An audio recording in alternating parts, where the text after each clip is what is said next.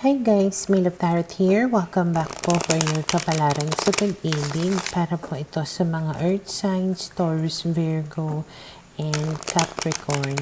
Maglalagay na lang po ako ng timestamp sa my description box para po mapuntahan ninyo ang inyong zodiac signs. Pero syempre, this is a general reading kaya hindi po lahat ay makaka-relate. Okay, so we will start po with Taurus. Ano kaya yung posibleng pagdaraanan ng mga Taurus sa mga susunod na mga araw? So, we have here the 10 of Cups, the 8 of Cups, the 8 of Swords, the King of Cups. Okay, so, ang malakas na energy dito is para sa isang Taurus na pwedeng married na or may mga anak na ganyan, okay, may family na. And naandoon yung kagustuhan na lumayo pero hindi niya magawa kasi maaaring mahal niya pa yung kanyang partner, lalong-lalo na kung yung partner niya ay Scorpio. Okay, so tignan natin. We have here the 9 of Wands. Parang napapagod na kayo dito. Kaya tipong nag-ano na kayo. You are weighing things. Tinitimbang na ang mga bagay-bagay. Kung worth it pa ba na ipaglaban or kung i-give up na lang, lumayo na, kung magkakaroon pa ba dito ng mga pagbabago, kung makikipaghiwalay ka na. So, pwedeng yun yung iniisip mo. And then we have here the Star, the Tower, the 5 of Pentacles, and then we have here the Queen of Wands. Pero sa nakikita ko dito, the more na parang umaasa ka, the more na parang nagkakagulo, okay? And you feel alone, you feel abandoned by this person every time na nagkakagulo kayo. I can also see here a different person, can be a third party, na maaaring nagiging sanhi ng inyong conflict or pag-aaway. Pwede nga yung iba sa inyo, baka iniwan na kayo at sumama na doon sa third party. Pero since mga married kayo, may mga anak kayo, nahihirapan ka to totally let go of this person. Okay? And then we have here the 4 of Wands. Yeah, married kayo. Temperance card. So,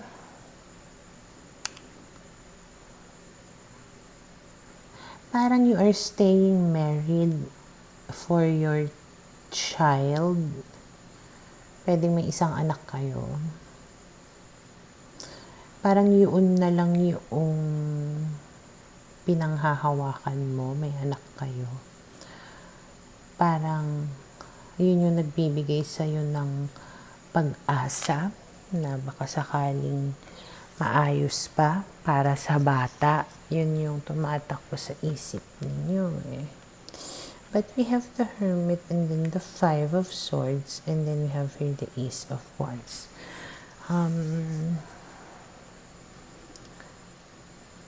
Pwedeng makakaramdam ka pa rin ng kalungkutan sa mga susunod na mga araw.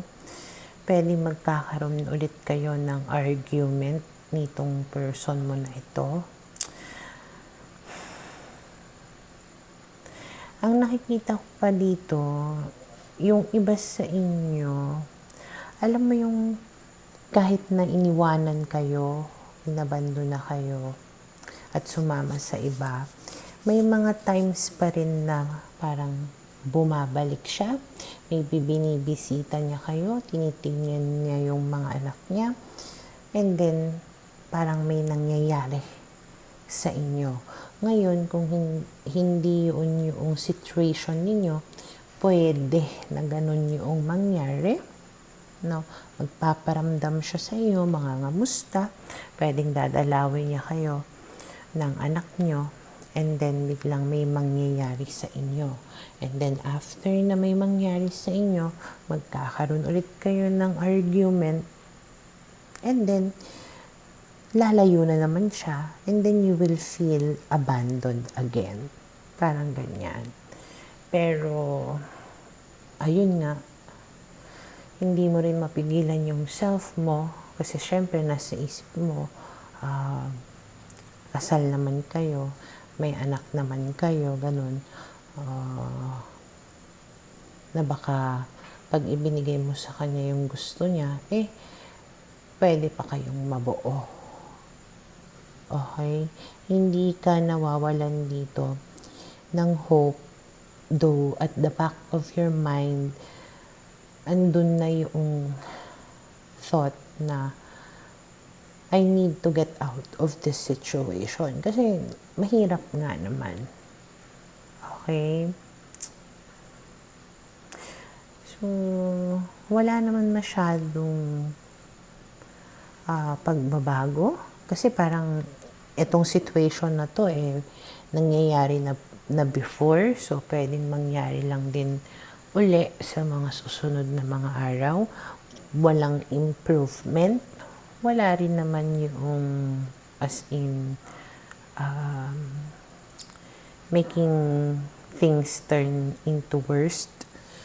Okay? Parang same lang. Napagdaanan mo na to noon, napagdadaanan mo ng muli. Ganyan. Depende na lang siguro kung pagbibigyan mo siya or hindi.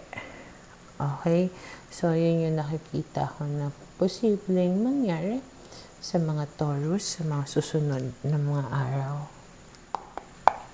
Para sa mga Virgo, okay, let's see ano kaya yung posibleng pagdaraanan ng mga Virgo sa mga susunod na mga araw. Okay, so we have here the Temperance card, the Four of Wands, the World card, and then we have here the Strength card. Okay, so parang yung inaantay mo na tamang panahon, maaaring this is it. Okay? Kung wala kang ka-relationship, pwedeng ibig sabihin magkakaroon ka na ng karelasyon.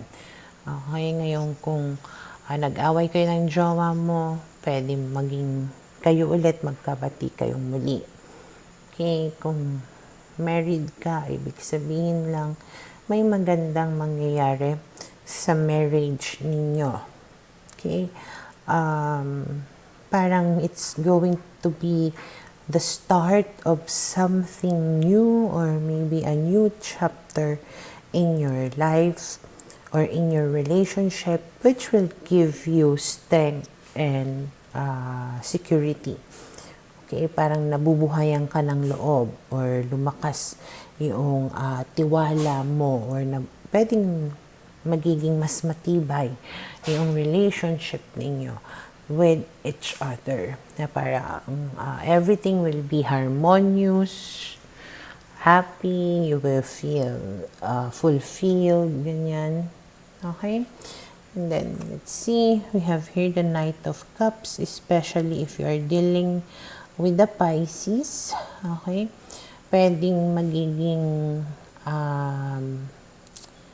doer itong person mo. Talagang showering you with love, showing you affection, mga ganyan. Talagang kumikilos siya para maiparamdam sa'yo yung pagmamahal niya. And then we have here the Hermit. And then we have here the Knight of Wands. And then we have here the Two of Wands. So, pwedeng meron siguro siyang na-realize, pwedeng natauhan itong tao na to. Kaya, nagpupursige siya ngayon na pwedeng ayusin or pagbutihin ang relationship ninyo. May mga na-envision siya, may mga plano siya about you and your relationship. Okay, na parang gusto niya na isakatuparan na itong mga plano na ito. para sa relationship ninyong dalawa. Okay? And bukod sa pagiging mas showy niya sa'yo, talagang mararamdaman mo yung pusok, yung kanyang paglalambing. Okay? And then we have here the moon, the Fool, the Five of Swords, and then the Seven of Cups. Okay. Nakikita ko lang dito, na pwedeng maging problem ninyo is kapag halimbawang naging reckless kayo sa mga gagawin ninyo sa relationship ninyo. Maaari kasi na masyadong maging mabilis, mapusok itong partner ninyo. Pwede rin siguro na kayo. Basta somebody here will be so fast or basta parang naaatat, ganyan, hindi na makapag-antay, ganon. Pwedeng siguro na ikaw, ayaw mo muna, parang ganyan. Hindi ko lang sure kung ano exactly yung gustong mangyari. Pwedeng iba-iba kayo. Okay? Basta may isang atat, may isa na taking things slow. Okay? And kung halimbawa na ikaw yung nagpipigil, pwedeng meron ka sigurong mga doubts. Okay? Or pwedeng natatakot ka siguro nga na mag-take ng chance or ng risk. Habang siya naman, parang inaano niya na, hindi, kaya natin to. Parang gano'n. Maybe, example ko na lang is, pagpasok sa isang investment or sa isang negosyo, pwedeng gano'n. Or anything that has something to do with money, pwedeng siya, pwedeng pinipilit ka niya na maganda dito, i-try natin to, pero ikaw nag-aalangan ka nga. Siya, parang gusto niya na kumita agad, parang ganun, magkapera agad, sasabihin niya sa'yo, para naman sa atin to, para naman sa future natin to, para makapagpatayo na tayo ng bahay, bla bla bla bla bla. Pero ikaw, hesitant ka nga. So, pwedeng pagmulan yon ng argument nyo na iba, argument nyo na dalawa. Okay? Pero nga kasi we have here the Fool, which is saying na it's risky. Okay? And then we have here the Seven of Cups, which is saying na to delay things or think about other options. Okay? Huwag magpadalos-dalos. Siguro, pwede kang madala dahil nga ayaw mong mag-away kayo. Pwede ganun. Pero tingnan natin kung ano yung magiging outcome. Yeah, ito. So, you will become weak because of your love for this person. Okay? And pwede na siguro papayag ka sa gusto niya. Parang you feel defeated here Parang, sige na nga, gawin natin kung anong gusto mo. Ganon. May chance din naman, na it will have progress. We have here the Eight of Wands Ibig sabihin, pwedeng magkaroon ng magandang outcome yung pagpayag mo. Okay? Parang it can also solve some of your problems.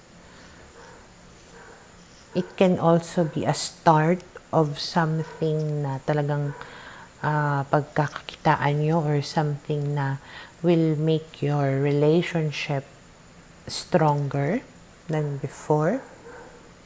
Okay? Siguro yung pag-aalinlangan mo lang dito and yung pag-aaway nyo dito, it's more of making sure that things will go the way that you want it to be, or parang para hindi magka-problema. Okay? Kaya na-convince ka siguro dahil nga naipakita niya rin sa'yo yung magandang plano na mangyayari. Okay, hindi ko lang ma-specify ng maigi kung ano yon. You just apply it according to your situation. Okay? Pero ang nakikita ko lang here is, sabi nga dito sa una pa lang, everything will be in harmony. Everything that you've been waiting for can happen. Okay? At pwedeng maging mas matibay yung relasyon ninyo. Sa isa't isa, magkaroon man kayo ng pag-aaway. It's just to clear things, parang ganon. Not to destroy or not to break the bond, kumbaga, ninyong dalawa. Okay? So, yun yung nakikita ko na posibleng mangyari sa mga Virgo. Para sa mga Capricorn, okay, let's see, ano kaya yung posibleng pagdaraanan ng mga Capricorn sa mga susunod na mga araw. Okay, so we have here the Two of Pentacles, the Eight of Cups, the Three of Swords, the King of Pentacles. Okay. So, kung hindi pa kayo nagbe-break ng jowa mo, maaaring mag-break na kayo. Maaaring ikaw pa ang makipag-break sa kanya. Lalong-lalo na kung ang jowa mo ay Taurus. Okay? Parang ang nakikita ko dito, lumalayo ka na or lalayo ka na sa kanya, makikipaghiwalay ka na sa kanya, and then you will make yourself busy. Okay? Talagang nagfo-focus ka siguro or magfo-focus ka sa iyong career, sa iyong finances, maaaring dalawa-dalawa yung magiging trabaho mo, or marami kang pinagkakaabalahan, ginagawa para lang siguro malibang or para lang maiwasan, kumbaga, yung pag-iisip mo about the situation. Pero it's also a way na tipong meron ka kasing sinisik, maybe meron kang tinatry na i-fulfill, ganon, lalong-lalo na sa career mo. Kaya you're going to do everything that you can in order to achieve that. Okay? And then we have here the Ten of Pentacles. Yeah, it's yung parang ina-achieve mo dito is magkaroon ka ng stable na trabaho, magandang kita, makapag-ipon ka, makapagpundar ka para sa bahay mo, ganon. And maybe you know na hindi mo yun makukuha or hindi yun maipro-provide sa'yo ng jowa mo. And you know that you deserve more. Okay? Maybe you're, namulat ka sa katotohanan. Pwedeng nakita mo yung totoong situation. Minsan kasi tayo kapag in love, diba, hindi natin nakikita lahat. Or pwedeng nakikita natin, hindi lang natin ini-entertain. Ganyan. Parang minsan inaako natin yung kakulangan noong partner natin. Kapag nakikita niyo yung partner nyo na naghihirap, parang oo, tinutulungan nyo. Pero yung iba kasi, ini-spoil ninyo masyado to an extent na masyado nang umasa sa inyo. Yung jowa ninyo. Tapos karamihan pa sa inyo, lahat ng ipon ninyo napupunta sa kanya, walang natitira sa inyo. And maybe, yun yung isa sa marirealize mo, makikita mo na pinipiga ka nitong jowa mo na ito na wala nang naiiwan sa'yo. At alam mo na you deserve more than that. Okay, iisipin mo na kumbaga yung sarili mong kapakanan. Imbes na ikaw yung magkakotse, siya yung nagkakotse. Imbes na ikaw yung magkabahay, binibigyan mo siya ng pangbayad ng renta niya. Pwedeng ganun eh. Okay? Habang nagpapakahirap ka, siya, wala, nagpapakasasa. So, you're starting to become wiser here. Okay? Nag-iisip ka na ng maigi. And then we have here the Tower. And then the Four of Swords. Naiisip mo, parang nag-iiba na yung pananaw mo on how a relationship should be. Kung dati parang martyr ka, pwedeng naiisip mo na, ay, hindi pala dapat na ganon. Okay, basta may changes, kumbaga sa perspective mo in a relationship in order to have a happy relationship. Okay, so parang binubuwag mo na yung mga illusions mo before, binubuwag mo na yung mga baluktot na mga paniniwala mo before, and you are building, kumbaga, a new idea, a new standard for yourself on how a relationship should be. Okay? And then, nakikita ko rin dito yung talagang nagsa-self-reflect ka, meditation, and you are really maybe taking good care of yourself, recovering to whatever na nangyari between you and this person. And unti-unti, makaka-move on ka rin, makaka-recover ka rin from the heartache or from the breakup. Okay? And then we have here the Page of Swords, the Seven of Pentacles, and then we have the Page of Cups. Ngayon, may nakikita ako dito na air sign and water sign. Okay? Na maaaring nag-aantay sa'yo. Maybe stalking you, looking at you, taking interest on you. It can be a new person. It can be already a friend na nakakausap mo. Pero siguro casual lang. May interest sa'yo pero alam niya na hindi pa ito yung tamang panahon siguro to really tell you na I like you, ganyan. Pwedeng uunti-untiin ka niya or pwedeng madi-develop eventually yung inyong connection. Okay? And then we have, so, pwedeng nakakausap mo na itong taon na ito. Pwedeng friend mo na siya sa social media and you've been talking casually, which can eventually lead into a frequent or basta yung palagi na kayo nag-uusap. Okay? And then we have the Ace of Cups. So, ito yung magiging bagong ka-relationship mo. Okay, but this will happen at the time na yung naka-recover ka na talaga from the breakup.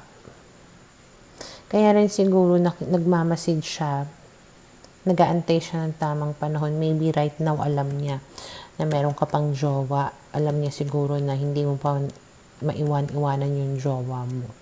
Pwedeng kinakamusta-kamusta ka lang niya pero walang mali siya or hindi mo mabigyan ng mali siya kasi nga nagpipigil pa siya. Okay? Pero ayun, sa ngayon, eto yung nakikita ko na posibleng mangyari sa mga Capricorn.